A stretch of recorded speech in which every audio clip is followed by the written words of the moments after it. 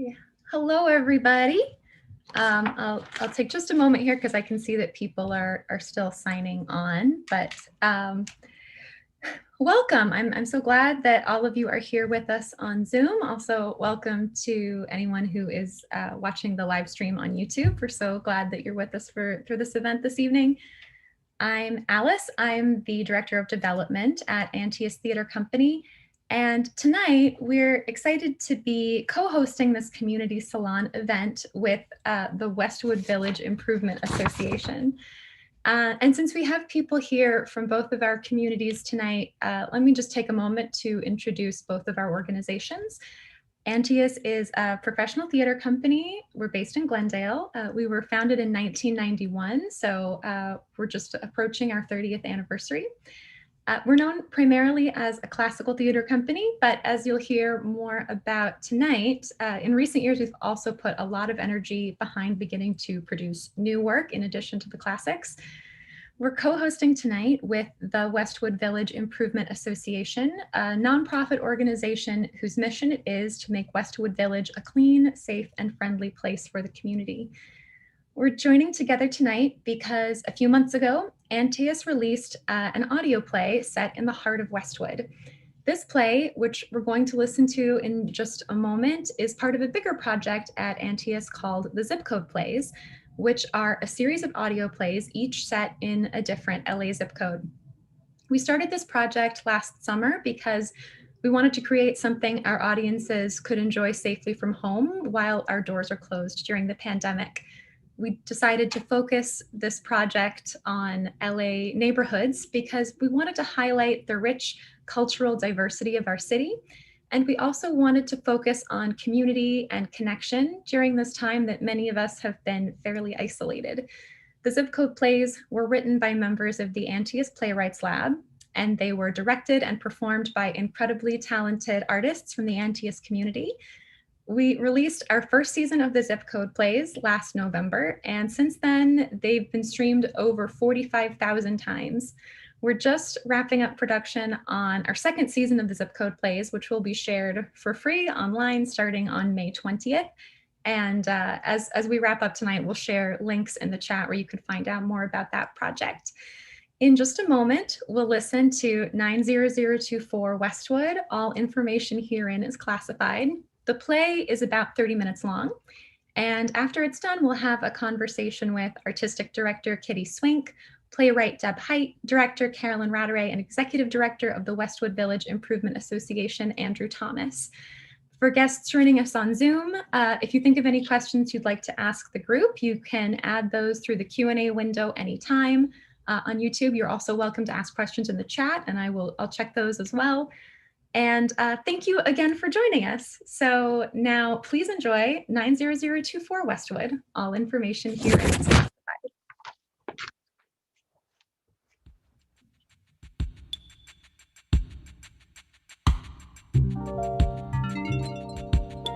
Hello, and welcome to the Zip Code Plays, Antaeus Theater Company's collection of original audio plays exploring the vibrant and diverse neighborhoods of Los Angeles.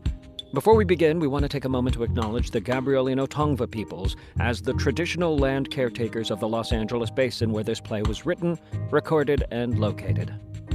I'm Ramón de Ocampo, Antaeus Ensemble member, and I'm very happy to be your host. This year, as live theater went dark all over the world, we here at Antaeus, we decided that we had to find a way to tell stories. Thus, a very old way of telling stories, essentially radio drama, became a very new way for us. We have never done this before. So we tasked our Playwrights Lab to write brand new audio plays inspired by LA zip codes. But doing audio in a sudden pandemic in a socially distant manner, we learned, is actually no simple thing. We had to handpick an audio package of hardware, microphones, sound shields, stands, cables, and things, and deliver them to the outside of actors' homes for safety, where they could then be taken in, re-sanitized, and set up in each actor's home somewhere. Once all that was done, actors and directors and our sound team all had to coordinate so they could rehearse and record over software used to capture sound, and then our audio team had to take all of that sound edit down all the takes, and then make it sound like the actors are in the same oral room before even beginning to do all of the brilliant audio bits, creating original music, finding sounds and soundscapes that create what essentially is theater in your ears. Our audio producer, Jeff Gardner, even does Foley for the plays, which is when you use a mic to record brand new sounds specifically for the piece. You can hear it in this one. He recreates some of the cat sounds you'll hear by taping paper clips onto some garden gloves to perform some of the cat movements. And all of that is to tell a story. And you know what? It's totally worth it. We love this stuff.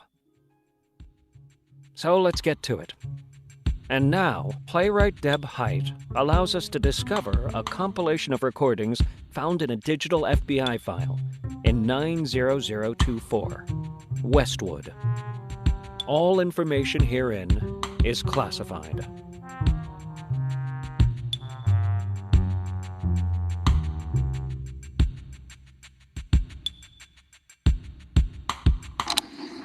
I only ask because if recording this makes you uncomfortable, we don't want to cause a problem. This isn't a formal thing. We don't have to record it if you don't. Oh, I don't mind you recording at all.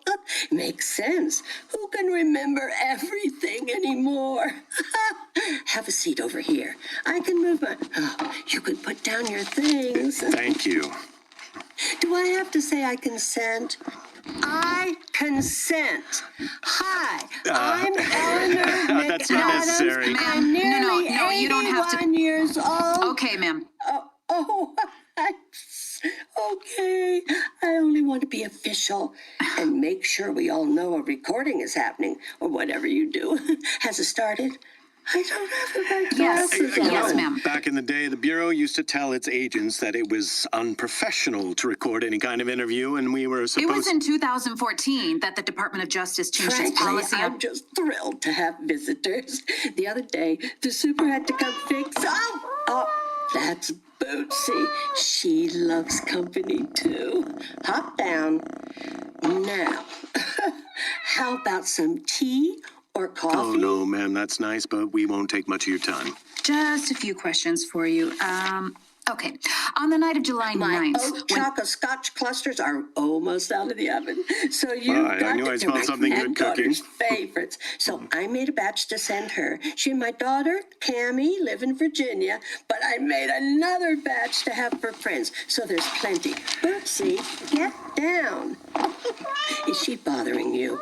Oh, I'm sorry, I've forgotten your name already, even though you... Agent Lisa BOTSWORTH, ma'am.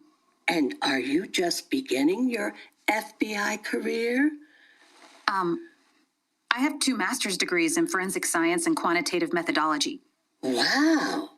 And I love that they don't make you wear any makeup. That must be heaven. In the past few years, I stopped wearing any makeup too. Isn't it freeing? I love your apartment. It's so cozy. You been here long? 31 years, if you can believe that. That is some view of Wilshire, isn't it? Don't you love it? I was able to walk to work every day at UCLA for years, right over in that building. Well, you can't see it anymore. I walk everywhere and take the bus. And I meet so many interesting people that way. Speaking of people, who were you with on the evening of July 9th? Let's see. July 9th. That must have been one of the protest nights. Was that the night I was arrested? I'll tell you something funny. My memory used to be as sharp as a hatchet, but honestly, over the past 6 months, my eyebrows disappeared, my kneecaps dropped, and I can't remember doodly squat. I cannot picture you being detained. You should have seen me. Ma'am, your arrest took place on the 5th of July. Oh, that's right. Lanford Wilson. So, when were you talking July about 9th, again? the first official night of the World Order March. That's such a ridiculous name. Honestly, that's the media making it sound... What do you know about the Pushcarts organization? Or the Pushers, I'd hardly call it an organization. I mean, just between us, I've been in knitting circles that were more organized. I love that book. The Pushcart War? Did you ever read it? Oh, you must. By Jean Merrill. It's beautiful illustration. Ma'am, do you associate with any of the members of the Pushcarts? Members? Yes. Well, it's not. I think you might have the wrong idea about all this. Honestly, I don't understand what all this is about. It's okay. We don't mean to pry. We're just doing some old-fashioned grunt work, following up on details, you know. Oh, damn. I forgot about the... Hop down, Bootsy. Hop down. Oh, good girl. Okay. I'll be right back. I'm so sorry. This is a dead end. You know, I would have never thought to add cream cheese, but that makes all the difference. It's unbelievable. I mean, this might be the best cookie I've ever had, seriously. I'm so glad. And I use organic everything except the butterscotch and the cream cheese and the oatmeal and Ma'am, just a few more questions. Does the name Catherine Weaver mean anything to you? Oh, Kit? Yes, she's a doll. Smart as a whip. Speaks like 5 languages. When's the last time you heard from her? I don't hear from her, but are you saying this might be an immigration thing? Why do you think that? No, I mean, I don't think so, but I don't even know why I said that. I don't know anything of this. This is Please, awful. ma'am, don't get upset. Okay. I'll tell you what. How about if you take my card here and give a call next time she contacts you or you see her? We just want to ask her some questions too, but it's not important. It's very important. Oh, dear. Ma'am, don't worry. Call me. That's my cell number. And we'll get out of your hair now. Well, here's my card too, but I have a few more questions We to can ask always you reach about. out later if we need to. Ma'am, I want you to know that sometimes these protests can get really out of hand, really fast. If I were you, I would stay home and stay safe, okay? Leave the push carts alone. It's a dangerous world out there, even for someone as sharp as you are. Well, okay. I am curious, though. Before last week, did you even have a police record? Good heavens, no. It's just you don't seem too upset about having been arrested. Agent Gatlin, I can't. Daniel, please. Daniel, you know, with everything going on, it seemed like the least I can do. Well, thank you so much for your time. Oh, and don't forget your cookies. I got them packaged up here for you at both.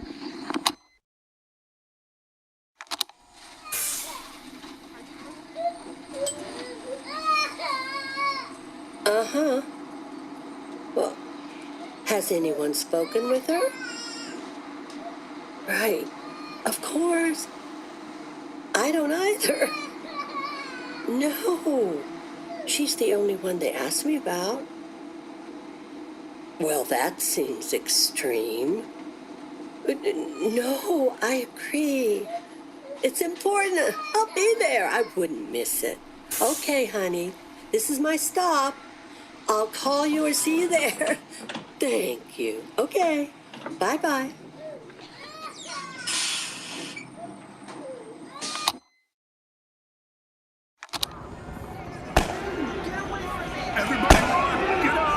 Oh, my God! Stop it! Please stop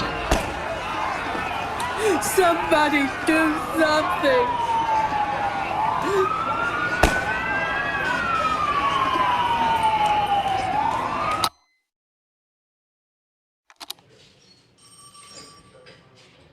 Hey there, Mrs. McADAMS. I heard you Daniel, asked for me. thank you so much for coming. This is absurd. You know that. Tell me what I happened. hope you don't mind, but I only wanted to speak to you. I had both of your cars, but Yeah. Lisa is a very determined new breed of agent. It's fine. I heard you got arrested again. But this time it was awful. You should have seen. I heard. It wasn't our fault. These men, goons, really, with absolutely no provocation. Are you injured? I did feel a bad pop in my wrist at one point in the van, but now that tie thing is off, I think it's only swollen if see? And I got a big bruise here and back here. Oh, ouch, that's rough. But you know, there were lots of other people seriously hurt. These men, people wearing all this military type gear, they trampled on Laura just because she wasn't moving back quickly enough. I mean, stomped on her deliberately. She's at the hospital. I told you just the other day, these protests are very dangerous. But why? Why would they need to be? We were singing. A bunch of women singing. Why would they stomp on her like that, like she wasn't even human? We were told it would be peaceful by members of the pushcarts, right? Who did you go with? Did you meet up with somebody I went on the 720 bus, but I was with my friends from campus. We always marched together. Who's we? Well, there's Laura and Tamika and... well, I mean, it's the same group. We always... I've never seen a person stomp on another person like that. Yeah, it sounds like you're part of a peaceful group that wants to do a little marching, wave your beautiful signs, and then go home. Sing some catchy chants, and then go make some more of those amazing cookies. Enjoy your retirement and all that. But between you and me, we think that some other people are using your protests to start a war. Yes, well, I think it was these soldier-type people. They moved on us first, like a wave, like a swarm, for no reason. No one was anywhere near them. We weren't doing anything. We want to know who's hijacking your movement and making it violent. We want to help you. But I'm telling you. That's why I need you to fill out the form before they let you go home today. We need to talk to all the people you were with, who told you where to go and when to meet up, all of it. We need to find the people who are ruining this for your... But have you seen this form they gave me? It's not only asking for me to give you names, it's asking me about my political party. That doesn't make any sense to me. Ma'am. I mean, can't you look that up yourself? How about you skip those questions, okay? Don't even worry about them. But give us a few names and numbers, and then we'll let you go. Oh, dear, I don't know phone numbers. Okay, a few names then. We'll take it from there and get you home to Bootsy, okay? Okay. You need a pen?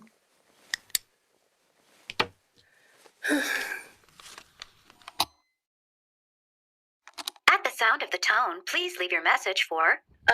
ELEANOR Oh, shit. Hi, Mrs. McADAMS. It's Agent Daniel GATLIN. I took a look at your form, and you are very clever. I'm embarrassed to tell you how long it took my guys to realize they weren't going to be able to reach the names on your list. Cliff Odets, Wendy Wasserstein, Maggie Burke-White, Lorraine Hansberry, Cokie Roberts, and Lanford Wilson. You're feisty. I like that. I like you. So I don't want you getting hurt, okay? Give me a call when you get this. And please, just stay home for now, okay? Bye. Do you have to go to the same clinic? And is there a port again? No, this time it's a pill. Oh, I thought chemo had to be an IV.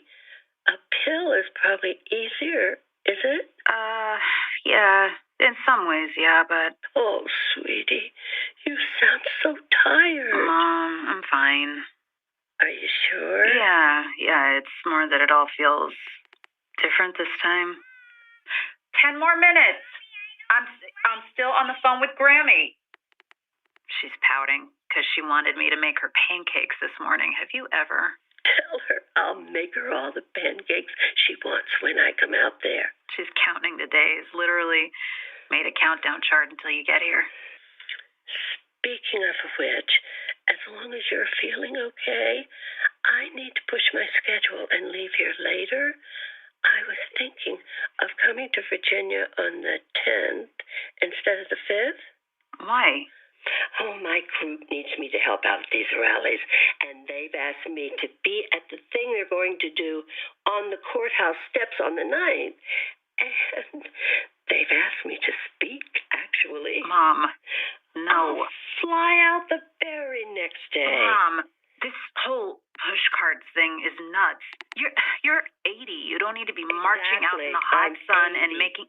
And I'm just now seeing what's going on, only now making a difference.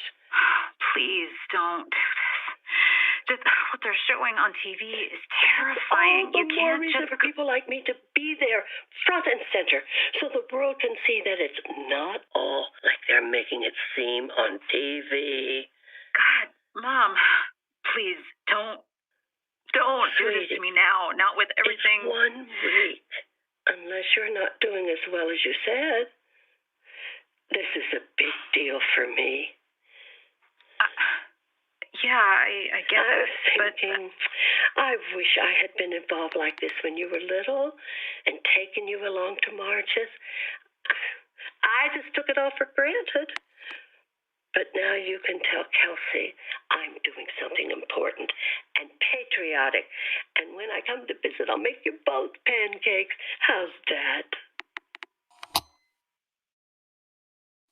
Be my guest. You're going to record it anyway, I'm sure. Okay, rolling here. Agent Lisa BOTSWORTH and ELEANOR McADAMS present. Is it Daniel coming? Hey there. Sorry, but I got here as soon as I could. Daniel, how could you do this to me? Both of you never did my wildest nightmares. Did it ever occur to me? Oh, just calm down. Never Hold on a tell minute. a woman to calm down Well, like your that. face is really red. Maybe you should just take a Don't you breath. look at my face. I'm fine, but I'm quite upset. Okay. We're here for you. Talk to us. Did you know that in the early days of this country, there were Americans who looted and burned British customs ships? Technically, they were lawbreakers. They were the first patriots. Well, you've been doing some research. No, we have a history professor in our group, and now she won't shut up. My point is, protest is as American as you can get, right? Well, Yes, ma'am. Then please tell me, why am I on the no-fly list? That's a DHS issue. You can apply for a... My daughter, Cammie, has stage 4 cancer, and I need to fly to Virginia. But when I got to LAX this morning, the TSA told me I couldn't fly. Ma'am, that's not something we can change for you. Talk to Homeland Security. Miss BOTSWORTH, who might have told Homeland Security that I shouldn't be allowed to visit my dying daughter? Was that you? You'll have to talk to Homeland You'll Security. tell me why you weren't out there marching with all the other young people. I'm asking because when I was your age, I didn't march either. It didn't even occur to me to participate. Isn't that shameful? I find it shameful that I wasn't more patriotic. So what's your excuse? Vandalism and destruction of federal property and looting are crimes, not patriotism or ways to make a point. I believe in law and order and voting to ensure that there are ways to... I wonder if deep down you aren't more of a lawbreaker than you think. See, I find out that you bend the rules in order to try to get what you want. I beg your pardon. My daughter sent me an Alexa for Christmas a couple years ago, and it turns out that it records everything, apparently, which is horrifying. But that's a different kettle. When you first visited my apartment, And I came back in the room with the Choco Scotch clusters, remember? I saw you over by my desk. So I decided to see if I could play the recording and find out what I missed. Take a listen. You listen to... well, hang on. I have to find the thing, the app. I'm Eleanor. getting it. Jesus. No. Here. Listen. I'll be right back. I'm so sorry. This is a dead end. This helpless old woman thing is BS. We have her handing that package directly to Weaver. It's not BS. What are you doing? Get back here. There's got to be something. I mean, that was definitely her handing it over. We don't know that the package wasn't homemade banana bread. You have got to relax. You can't... Is that mail? I'm just looking. It's out in the open here. Wounded warriors' best friends? Oh, animal shelter. Put that down and get over there and sit. Honest to God, if you mess this up, I'm... Ta-da! My famous Choco Scotch. It's illegal to record someone in the state of California without their permission. Then how fortunate that we all acknowledged that first little visit was being recorded. It took me 45 minutes on the phone with CAMMIE to figure out how to save this little snippet where you clearly rummaged through my mail. I didn't rummage through anything. It's illegal to search someone's private home in the state of California without a warrant. Eleanor, take a moment, okay? I'm 80. I don't have a moment. Well, you've got time for Kick Weaver, who is also not getting on any planes anytime soon. Do you know what that sweet girl said to me? I would love to know what Kick said to you. She said, Eleanor, we've been praying for moms and grandmoms like you to do something to help us, and I do help them. They need me. But see, we're trying to figure out why you would want to help Kick Weaver so much that you put off seeing your dying daughter. What? Easy, Lisa. Hey, you're not just baking cookies for this group anymore. And all due respect, but you don't know what we know. What I know is what I see, and how good it feels to be useful, finally. Look, I get that. I've been at this nearly 20 years. I've seen a lot of people get on their high horses about this and that. Smart people who say, look at all the good I'm doing, all the people I'm helping. And time again, I've seen those good people get used. You feel guilty, so you're making up for lost time, but your guilt might be blinding you to what is really going on. And these friends of yours may not really be your friends. Just because I'm old doesn't mean I'm naive. It seems like the world is upside down, and I'm only trying to do what I can to put it right. So are we. We're trying to do exactly that before anyone else gets hurt. That is our job, literally. I wish I could share with you everything we have found out about Catherine Weaver and several other pushcart folks. Just between us, it's possible that she and a few of her buddies are planning something involving a homemade bomb. A bomb? Kick would never. That is not We possible. thought Weaver might have involved you. Without you knowing, of course. There is no bomb. You are making this up. And then you booked a flight to D.C. To get to Alexandria. Well, people who may have committed criminal conspiracy should not be flying anywhere. May have committed? May have? Oh my, that's not right. I don't...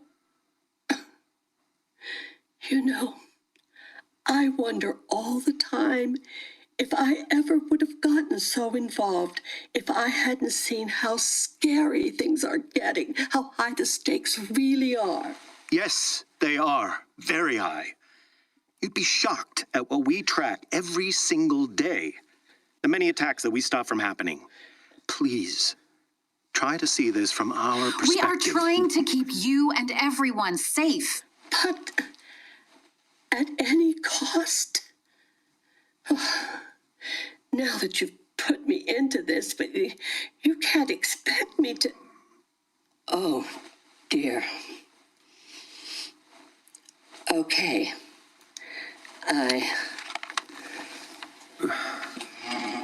Thank you for your time. Are you leaving? Am I not free to go? You are, yes. That's it for now. But Eleanor, please. Eleanor! Damn it.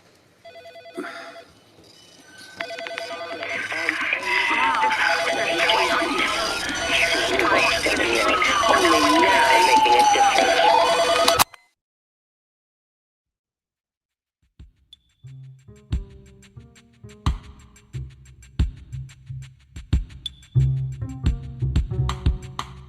You've been listening to 90024, Westwood.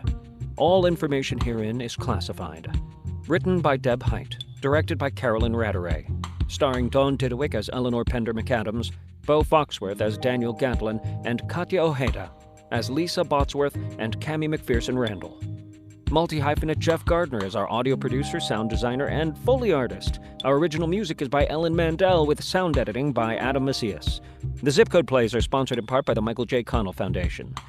Antaeus Theater Company is an actor-driven ensemble that explores timely and timeless work grounded in our passion for the classics. You can usually find us at our permanent home at the Kiki and David Gendler Performing Arts Center in Glendale. Our artistic directors are Bill Brocktrop and Kitty Swink. Our executive director is Anna Rose O'Halloran. Emily Chase is our lab director.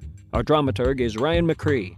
Nicole Samsel is our unflagging operations manager. Additional production support by Jade Mujias.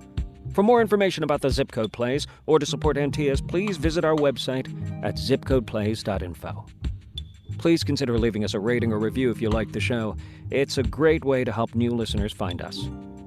Our next episode finds us deep in the San...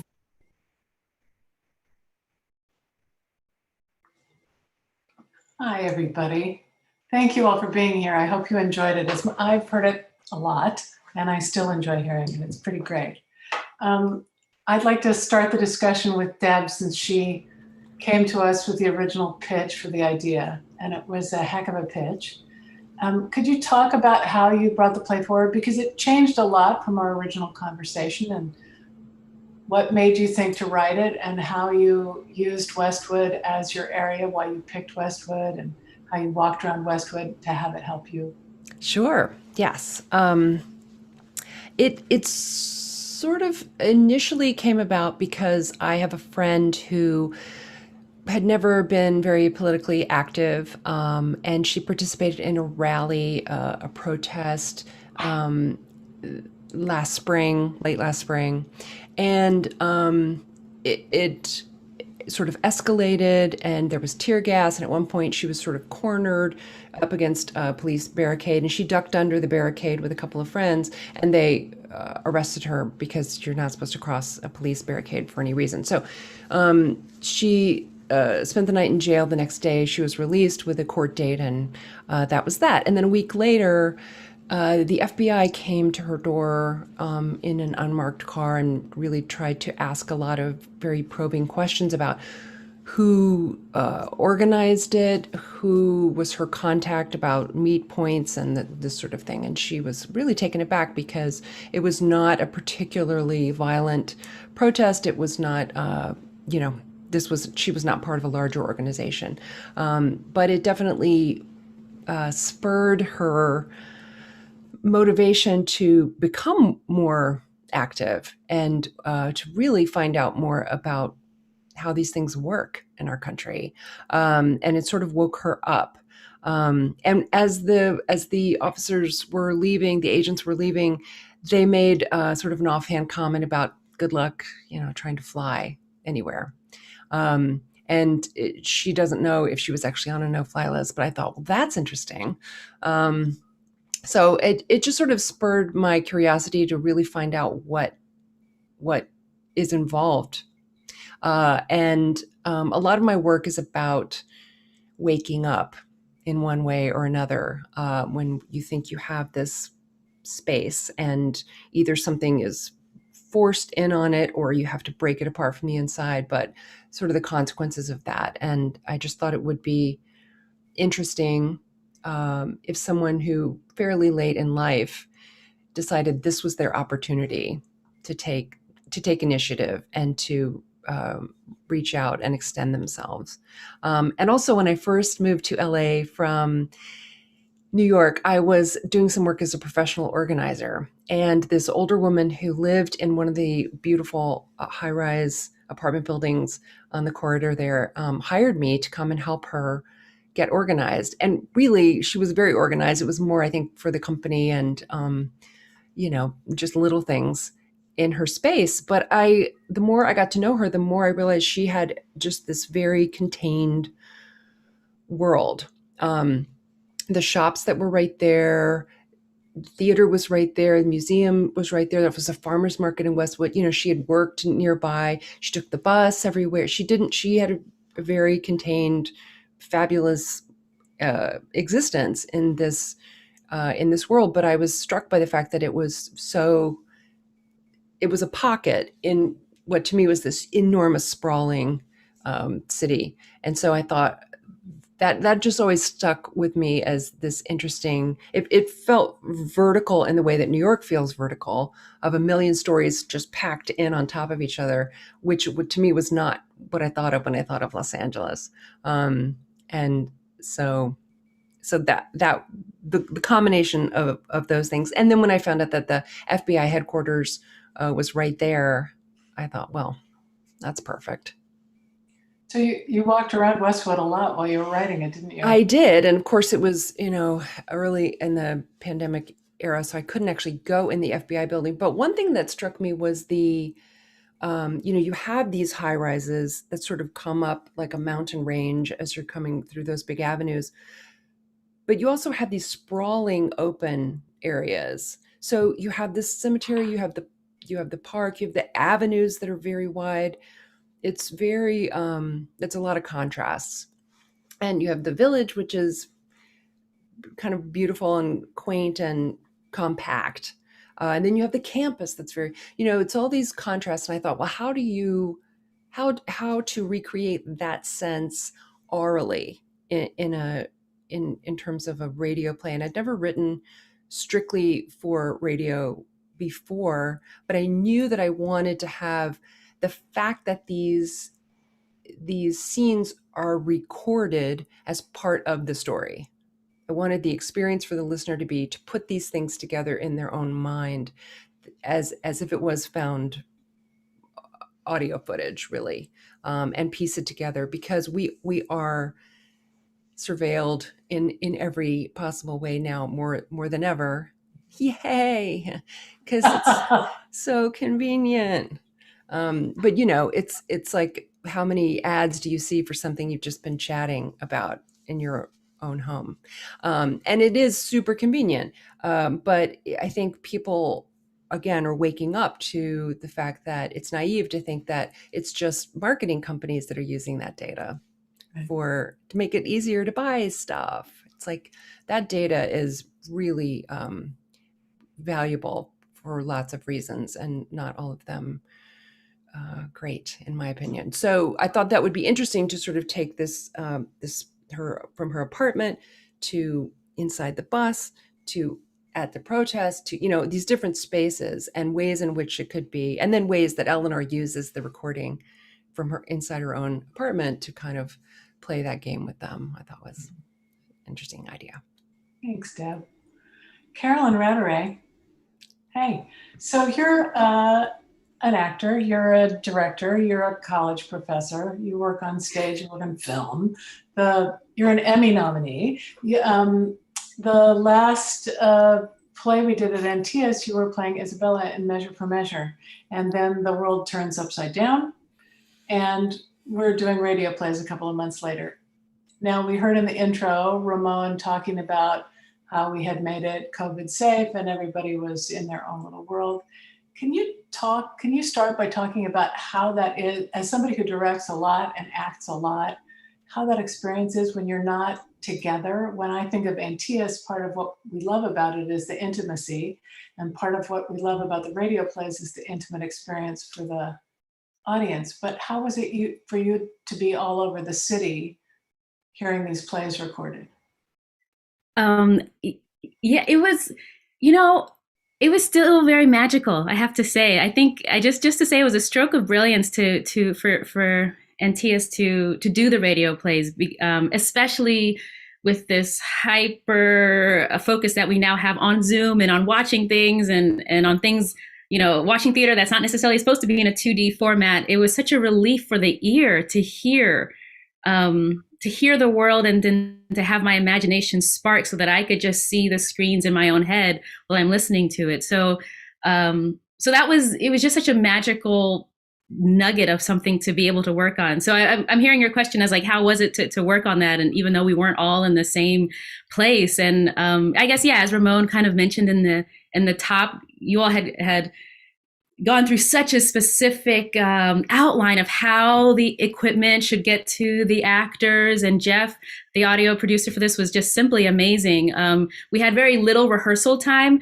And so all the time that we had to be just with razor sharp efficiency and focus. And because we were kind of venturing forth into doing a radio play with new equipment, and everyone is in, you know, different areas, a lot, the first focus we had was kind of talking about logistics, talking about, you know, how we're going to interact with the mic. And if you want to create a sound where you're actually 8 feet away or going to the door, like happens a lot in Deb's play, or if it's more intimate, you know, how far and close do you need to be to that microphone? And so Jeff was so clear and kind of outlining it, and then my job to kind of outline it to the cast. And of course, working with the Antaeus theatrical family is just everyone is so ridiculously talented. So it was just amazing to kind of hear the play come alive, and knowing that we were in such disparate areas, but you know, we just maximized that rehearsal time, and always as a director, it's whether it's like radio or film or anything, it's what's the story that's being told. And even if we have 20 minutes of rehearsal or 4 weeks of rehearsal, it's like what moments do you need to lift as a director in order to make sure that the story is told? And just, you know, Deb wrote such an amazing piece, and so it was really easy to hone in on, like, all right, we got 30 minutes, let's go here. Next rehearsal, we're gonna hit this and this.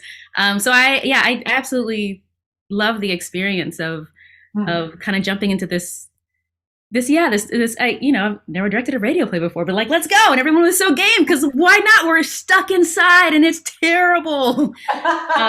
So it was such a brilliant experience. Great. And you and Deb were with Bill and Anna Rose and I when we had the casting experience, and you were so specific about what you wanted and how you saw it. And you and Deb really came to a great place about that. Yeah. You got an A-team cast, yeah? My gosh.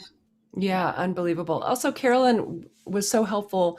We had some phone conversations that were super helpful for me about really just honing in on the story, what didn't need to be there, you know, keeping it super focused. And that I just really a great dramaturg as well as director and everything else. Yeah. I have to say, the two of you started with a good play and you left with a great play. The two of you are a great combo pack. I'm sorry, that noise you hear are my two new puppies. And what are their names? Beatrice and Benedict. I'm such a nerd. Of course. I love that. Yeah, I'm such a Shakespeare nerd. Okay, there we go. Andrew, I'm going to move to you for a second because you guys are hosting us tonight. Thank you for doing this with us. So that's great. You have this community, this Westwood. It's so specific. I used to teach at UCLA, and so I have a little bit of knowledge, although I didn't leave campus much except to go to Ralph's and get lunch. But that said, can you talk, because it's a really interesting mix of this fancy and, you know, it's a whole weird world. Can you talk about it with us for a little bit? Sure, thanks for this is so amazing. I've just really enjoyed every aspect of it. Really just love the play. It really all came to life in my mind's eye. Westwood is a really unique and special place in our city. When I think about Westwood, it's got to be the busiest transportation hub, probably outside of Grand Central Station. in all of Los Angeles. So we have this amazing mix of people that really come together in this community that I would say is probably the original outdoor mall or gathering space in terms of, walkability, as Deb was mentioning, kind of a low-rise area, that's very, it's very welcoming and it's accessible. So we're visited by, so many people every single day. It's just amazing and just such a treat to see this, this melting pot that is our community. That's great. And you talked to me about the bicycle issues. You have like a lot of bikes, and the last time I was working in Westwood, I was working at the GATLIN. There was also a lot of kids on like those electric scooter things. Dangerous. Yeah. Scary. We love those as long as they stay off the sidewalks.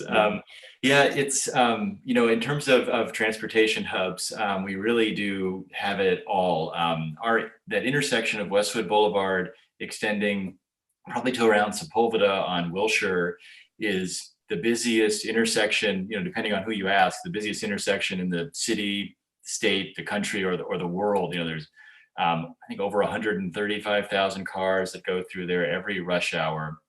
They have all these people coming by car. On Westwood Boulevard, there's a bus every 60 to 90 seconds. So we have all these people coming by bus.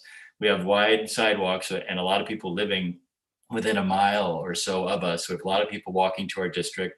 Metro is building subway portals on Wilshire and Westwood. We'll actually have 3 portals, and these are expected to be some of the highest trafficked in the city. And bikes, as you bring it up, we have over 1,000 bikes that actually commute up Westwood Boulevard every day. We know this because UCLA has a bike counter, actually, electronic counter right on Westwood Plaza, which is where Westwood Boulevard crosses the Kant. So we have many, many bikes that come through our community.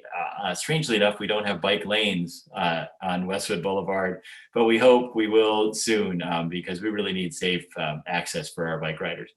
Thank you. And I love Westwood because it's like a really interesting combination of young people and old people and those people in between, and a really diverse place because of the university and the businesses and the medical center. I mean, it's a huge medical hub, right? Yeah, you really hit the big 3 right there. I mean, UCLA has a daytime population of around 85,000 people, sort of pre-pandemic, and we hope that UCLA will return to that when they open, at hopefully full capacity in the fall. The Ronald Reagan Medical Center is, just a huge destination, not just for people locally or regionally, but internationally. People fly from all over the world to go to that hospital. And then we have, I want to say 6 million square feet of high-rise office space on Wilshire Boulevard. So all these people come together in a really, dense area. The village is maybe 65 acres in its entirety, and most of that is probably concentrated in an area of about half that size. So we have people coming from all over the world to visit, Westwood Village on any given day. So it's really, really tremendous. And the one anecdote I'll leave you with is we had a presentation from an individual who would gather statistical data from social media, in particular Twitter. And he asked me, he said, what one of your most popular destinations is? And I said, what? He said, In-N-Out. That In-N-Out burger is visited by so many people. It's just crazy. So so we have a lot of destinations in our district, including the hospital and including In-N-Out burger. Good. All those stories, all those millions of people, all those stories. I'm just, okay. The next round, we got to do more of them. Okay, good. Yeah, I mean, it's one of the great things about LA is there's all these different little pockets that are different. I hope business is coming back. Is business beginning to stream back with the pandemic getting less terrifying to people and more people getting vaccinated? I hope. I think so. Just sort of, just using the eyeball test. We see more businesses open, more people on the streets. The thing that's been really tremendous and something that I hope becomes permanent is just the omnipresence of outdoor dining and seeing this engagement of people in the, sort of the pedestrian realm, and seeing spaces, on the street that had been just, really dead space with a parked car in it, now becoming active, vibrant places for people to gather. So seeing, the outdoor dining, especially around the Broxton area and then on Glendon in our district, it's really, really cool and exciting. And I know our businesses are thrilled to be coming back online, and it feels like we're slowly, getting to that point where we'll be back. And I think the pinnacle of this will be when UCLA reopens in the fall. Oh, great. Congratulations. Yay. Deb, we have a question for you from somebody who sent it in a couple of days ago. The names you choose for your characters are always delightfully textured and evocative. How do you go about coming up with a name, and how do you know when to stop tinkering? Oh, this is, well, the names, the characters tell me their names. I'm not trying to be cute, but I do kind of feel like I have a sense of who they are, and I start writing, and then their name becomes clear. So once they tell me their names, that usually doesn't change, with rare exception. When do I know to stop tinkering? I don't know when to stop tinkering is the answer to that. And that's why you have a director. Yes, exactly. That's when someone said, and you give me a deadline. It's like, no, this is the time to stop. And that means it stops for that. That's the thing I love about theater, is just that it's a moment, and then you have another moment to recreate it. And you can do that so many different ways with so many different interpretations. But for a film or television or audio play, you have to commit. So you're making a commitment to these words in this order, with these characters, with these names, and that's what you go with for that snapshot.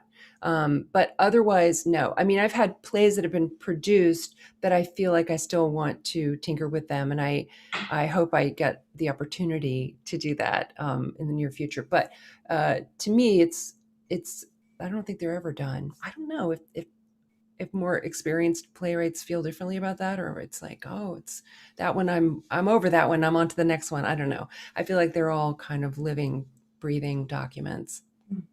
And Carolyn, did you guys, was it fun to go back and forth on notes and make changes together?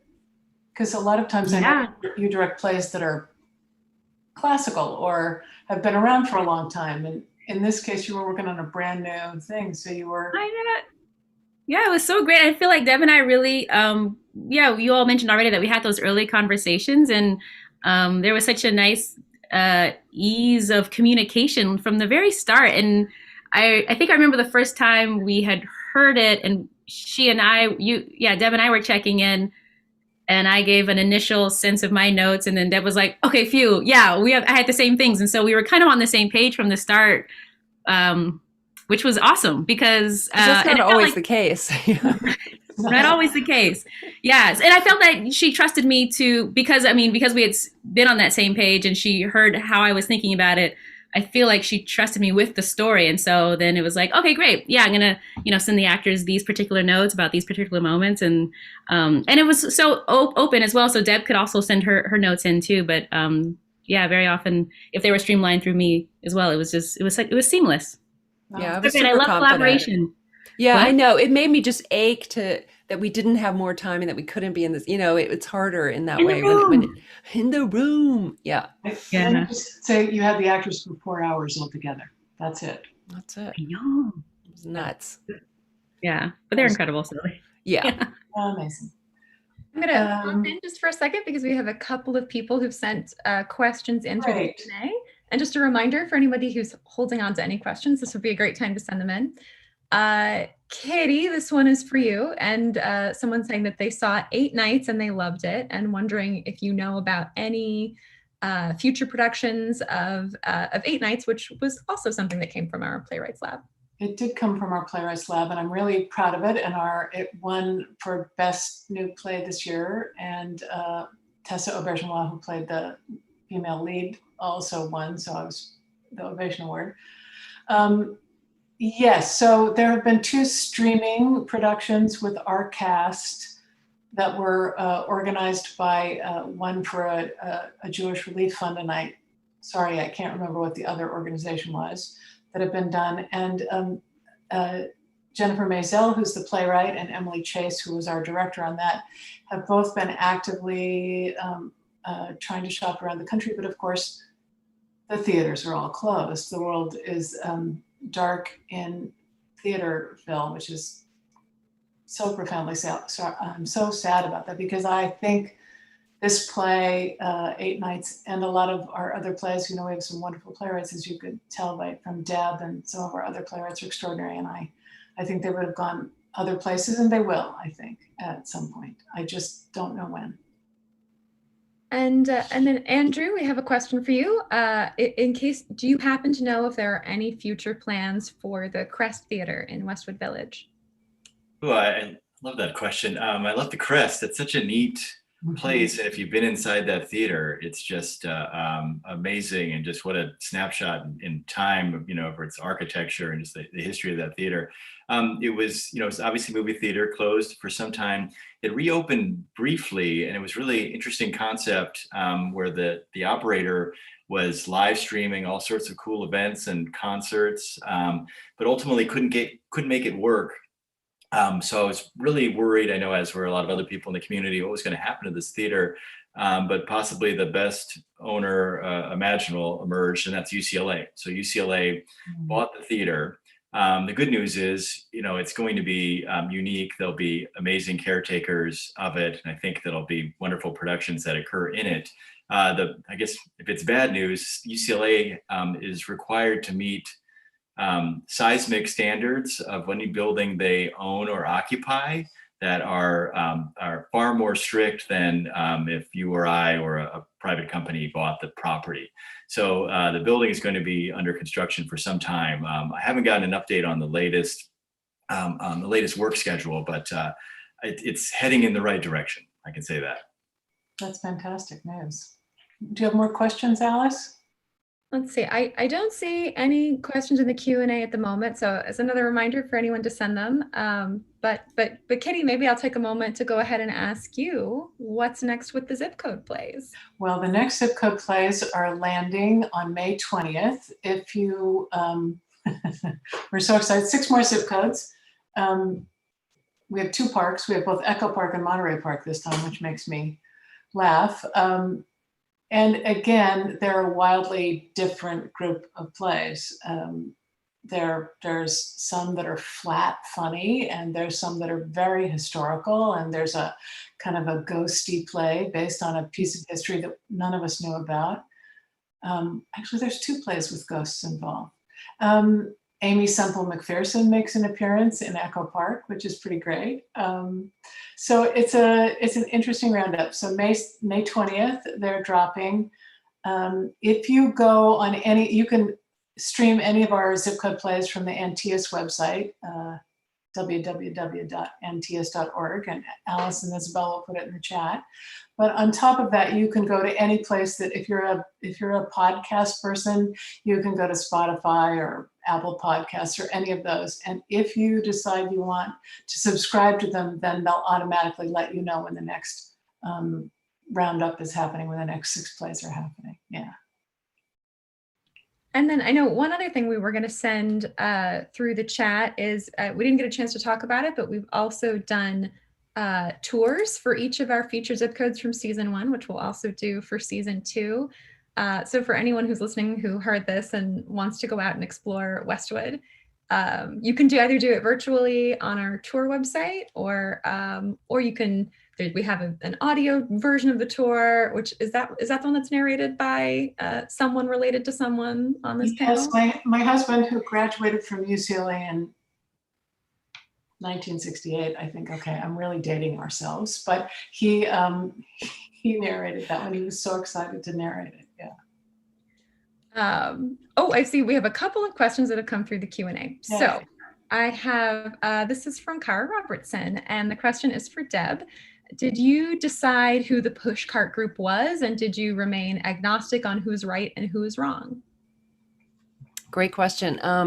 I decided for myself, and I really tried to have a balance in the play, so that it was not because it's complicated, right? The FBI does a lot of amazing, and the CIA, like the surveillance serves a real purpose. There is a lot of effort made because historically movements have been hijacked for nefarious purposes, for violent purposes, so that the original mission of the protest is thwarted. So there's a lot of great work that is done. So this isn't about demonizing any particular group or any particular reason to be protesting, that it really wasn't about any particular movement.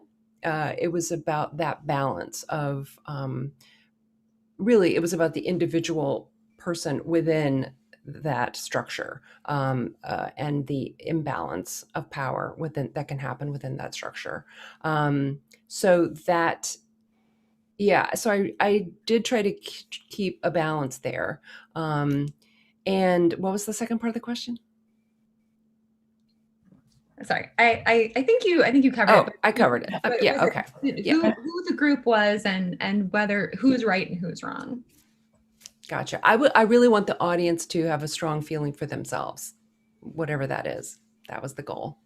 And I just, because I happen to know the person who asked the question, she's an extraordinary writer, so I'm really thrilled she's here. That's great. Thank you for the question. And then we have a question from Bill Brockdrup, who's known to some members of this community. And this is for you, Andrew. Can you tell us anything about the history of Westwood? Was it Westwood Village? Was it a village? Was it something that came up around something separate from Los Angeles? Or what can you tell us about that? Sure, I can try. Actually, we've learned a lot about this. We've done a number of tours virtually with the LA Conservancy. We actually did one that was sort of coincided with the bar crawl back pre-COVID. That was really fun, looking at some of our architecture. Here's my best attempt at an answer to that question is that, Westwood was a development, a community, and it obviously looked very different, 100 plus years ago within the city of Los Angeles. The developers were able to have sell property to UCLA at an amazingly discounted rate and lure UCLA from its downtown campus to come to Westwood, where they'd have a lot more space and obviously the beauty of this area. The Westwood Village really developed around the campus and became known as the town for the gown. And UCLA has been in Westwood now for 90 plus years. And I think it's hard to imagine one without the other, which I think is one of the things that makes us a really special community, that just the synergy between the campus and the community. That's great. Carolyn, I want to go back to Cara's questions because it's interesting. Did you take a position on who the pushcarts were in your mind, or did you also want the audience to make their own mind up?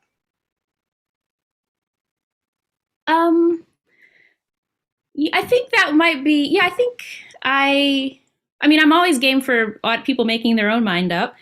But I did have more, I think I had a slightly different take on it than maybe in my own mind. Yeah, so yeah, I mean, history is complicated, and it's hard to, when you, I mean, it's, I don't know. I mean, I do know. I guess I'm trying to say the insanity that has been perpetrated by the US government, by the FBI, by the CIA, at home and abroad over time is enormous. And it's enormously dangerous and it's damaging. So the default is, it is a complicated line. Seeing how the power dynamics in this country and the world are shaking out, though, it does indict the U.S. more than not. So I can leave it there, I think. Okay. actually have another question for you, Carolyn, about what it was like directing in this way, sort of remotely, and I have a particular question about Dawn, who I think is maybe listening to us tonight, who's the wonderful lead character in the play, but what that process of figuring out that character was like, and directing an audio play and directing, remotely. It's this particular project, like I said, it was pretty amazing and magical.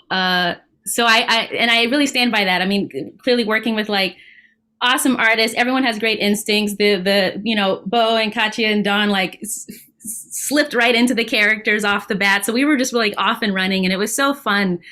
And because our rehearsals were so short, there wasn't much. I mean, it was just hyper focused, and we read through it. I emailed notes. We talked a bit about it. But everyone, again, yeah, it was pretty. I mean, this one was pretty smooth. We got on the page pretty quickly all together. I have directed other things in this pandemic, and it is really challenging. I have found it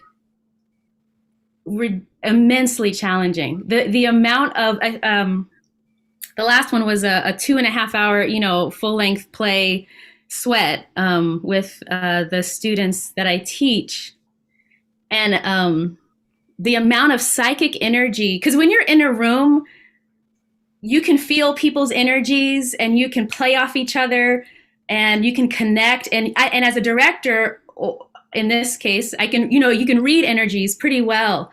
And the director, I think, in my experience, sets a vibration, sets a tone, and then everyone's energy in the cast coalesces around a similar tone. So like a tone that's struck. And that can be really done pretty easily in person, right? Because we coalesce around the piece. Remotely, all the same stuff is still happening. I was amazed how much I can read body language and notice little things happening. But to corral, like to have my energy in my room and then like siphon it through this 13 by 13 screen into everyone else's spaces where there are stresses of the pandemic. People are sick. Someone maybe lost their job. How are they, they're just tired from school and life and living. It takes I felt an incredible amount of psychic energy to just like still keep everyone on the same ship. And that was so not for this project. It was like, yeah, let's do it. But I think directing in the pandemic generally, especially for a medium that is not suited for a 13 by 13, like Netflix does Netflix great, right? And theater does theater great. I'm not sure about the in between. So the psychic energy for me, I mean, that's where I'm still like recovering from. I had an amazing cast with that, that I just worked with. They brilliant. When they get out in the world, like please hire them. I recommend them highly. They are awesome. But yeah, to like get everyone in the same like on the same ship when you're remote is like a different energetic take on the system. And Sweat is such a physical play. Wow. Oh my gosh. And such a deep play. I mean, it's so I cannot believe how relevant when Tracy says, I'm at home because I can't afford to go out. I've lost my job. I was like, this is written for 2020, 2021, which is terrible that it's still so true, obviously. But it's, it was an amazing, I mean, those actors did an amazing job. Oh, one of our other playwrights just chimed in and said, yes, on the same ship, hard thing to do, even with seasoned adults. Yeah. That's his life, right? I mean, yeah. Great.